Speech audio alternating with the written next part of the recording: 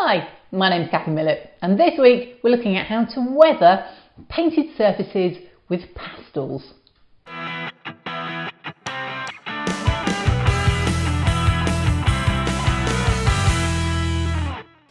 So for real world inspiration, we're looking at painted things, walls, woodwork, signs perhaps which have white running down from them. Anything you can get your hands on to let you know what you want to, the effect you want to achieve. But the other thing that I'm also looking at is rust, because I do have a rusty tin roof, and rust has some amazing colours, so it's worth looking at just the range that's available. So I've got loads of wooden pieces that go into the Kino diorama that I'm doing. Doug Foscale sent me the Kino diorama, and it's been great fun to do. So I've got them sat here, and they all need painting up. So I'm going to show you, I thought, oh, well, just painting wood isn't that exciting. You paint it. So what I'm going to show you is how to weather it using pastels. Now, these are just three colours that I've got, and I love using pastels to weather. They're so easy to do and very quick. Now, before we do any work on the pastels, we need to paint up all the wooden bits. So I used a mix of Tamiya and Vallejo paints, just flat red from Tamiya, flat white, and then a nice green from the Model Air range. And it's probably quite boring to watch, so I'm just going to fast forward through it. So before you had pigments, you had pastels. I love pastels. They come in all sorts of amazing colours, and you can get them in greens and reds. You don't get pigments in red. You might get a moss green pigment, but you don't get the variety. So this one here is a P6 pigment, and it's a nice pale red. This one's quite a bright one, but these ones are tints, and it's just gold ochre, and this one's burnt sienna. But they have various tints, so you can get different strengths and lightnesses. So there's a huge range of colours in chalk pastels that you just don't get in normal pigments, and that's why I like them. So we're going to start off with a really easy one, rust. And to do this, I get a card, handy business card. I take my pastel and I just shave a few little bits off. And a bit more over here. And these are two nice rust colours. And you could dab them on with a dry brush, but actually it doesn't really stick, does it? What you really need is a carrier. And for that I use Isopropyl Alcohol. It's the 99%, a third alcohol, 2/3 water. And if you do it full strength alcohol, it'll just bring your paint back off. It will redissolve the paint because it's a solvent for acrylic paints. So it's not great. If you add the water, it stops doing that. So what you need to do is just dip your brush in there and make a little solution. It's that simple. It's almost like you're making a paint. And then you can just dab it on.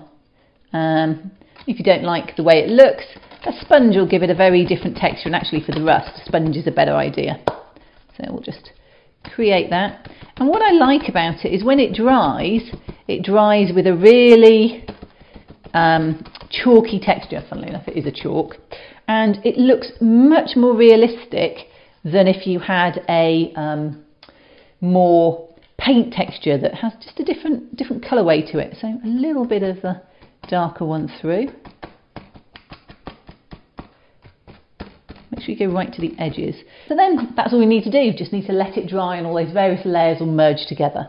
Now that's quite a heavy-handed way because I want to build up the texture.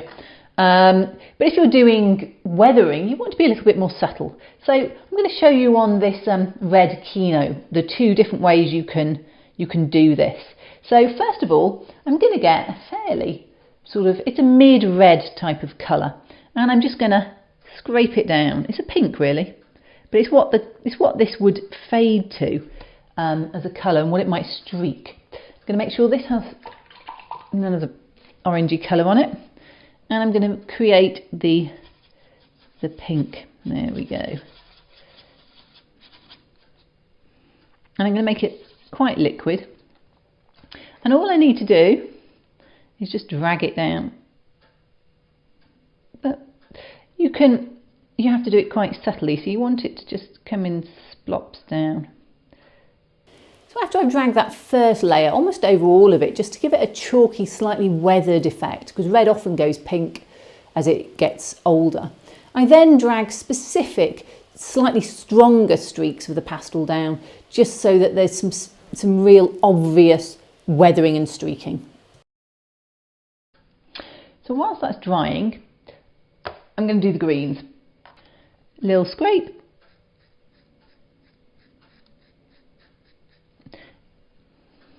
This is a great green actually for doing moss and things like that. And you get this paint. And you can just drag it down a bit.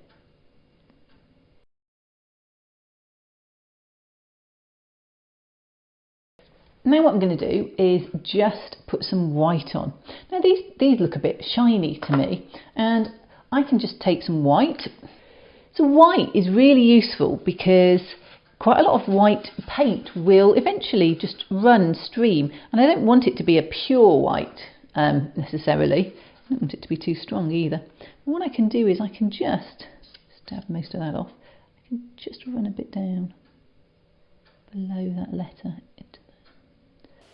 So you want to come vertically down from the white letters, and if you get it wrong and it splurges a bit to the side, don't worry, clean your brush off and use a bit of isopropyl alcohol and just wipe the pastel off. This is why I love pastel. It just comes back off again. It's never fixed. Now the one thing that does mean is whatever's underneath, if it's pastel, isn't fixed either. So if you're doing multiple layers, you'll be bringing the layer underneath off as well if you're not careful. So just have that in mind. And I went on to do the green with just a little bit of pale. I just really find you can get a slightly more extreme technique look using white than green. But be careful you don't go too extreme. This is a cinema. It wasn't a beat up, rundown barn. So you just need to wait for it to dry. And if there's any bits that look a bit too much, just take a cotton bud. You can go on and you can just brush it off. It's fairly easy to remove. If it's not coming off and you want a little bit more off, you can use a brush, or again, you can just take the cotton bud and a little bit of IPA and you think, oh, that was a bit too white, and it will take it off. Whilst I've got the green out, I'm just going to take the bottom of this wall and add just a little bit of this pastel to the wall, just at the bottom here, because I just want a bit of green to build up in this bottom of a stone wall. So it doesn't just have to be on wood parts, you can actually use it on all sorts of other things as well. And you can just fade it out a bit with your finger and up, and it'll just very nicely build up layers of green. I'm going to have a drain pipe or something coming down here, I think, to mask the this bit here. So easy enough to build up a slightly. So the finished result, rusty top, very easy rusty top to do. You saw it's just a couple of minutes, a little bit more work on the side. If it looks a bit muddy below the letters and you're not happy, it's just a little bit too white, go back and just take some off. That's the beauty of this. It's never the final layer. You can always go and take it off if you're not happy.